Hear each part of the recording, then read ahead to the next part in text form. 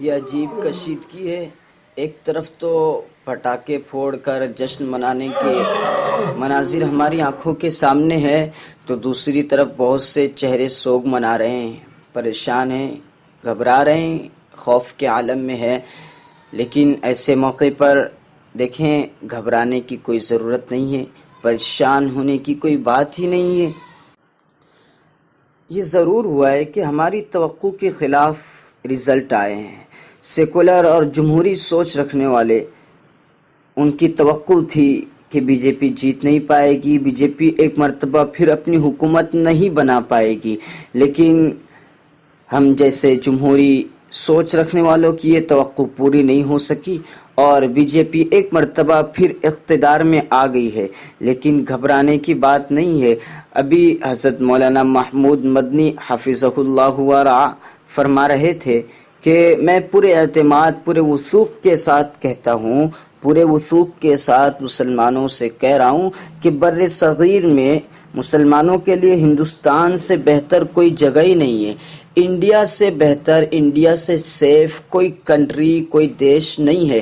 اور آپ خود جو ہے نظر ڈالیں، ہمارے آس پاس جو کنٹری ہے، جو ملک ہے، کیا وہ سیف ہے مسلمانوں کے لیے؟ بالکل بھی نہیں ہے۔ آپ جو ہے پڑوس ملک کو، پاکستان کو دیکھیں، کیا وہاں پر امن ہے پوری طرح سے؟ کیا وہاں ہماری زندگی سیف ہے؟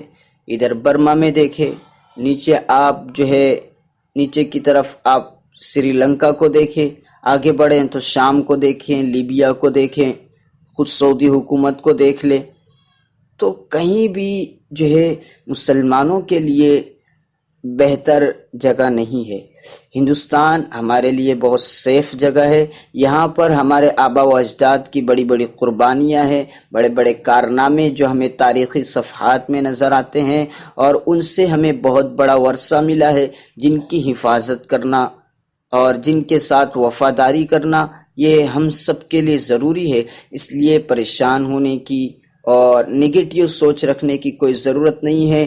ہم پہلے بھی اس ملک میں امن و سکون کے ساتھ رہے، اور انشاءاللہ ثم انشاءاللہ تا قیامت یہاں ہم اس ملک میں، اس ملک کے باشی، اس ملک کے رہواسی ہونے کی حیثیت سے، شہری ہونے کی حیثیت سے ہمیشہ امن و امان کے ساتھ جئیں گے، رہیں گے، اور اپنے پورے وثوق کے ساتھ اور پورے ٹھوس اعتماد کے ساتھ اس ملک کو آگے لے جانے کی کوشش بھی کرتے رہیں۔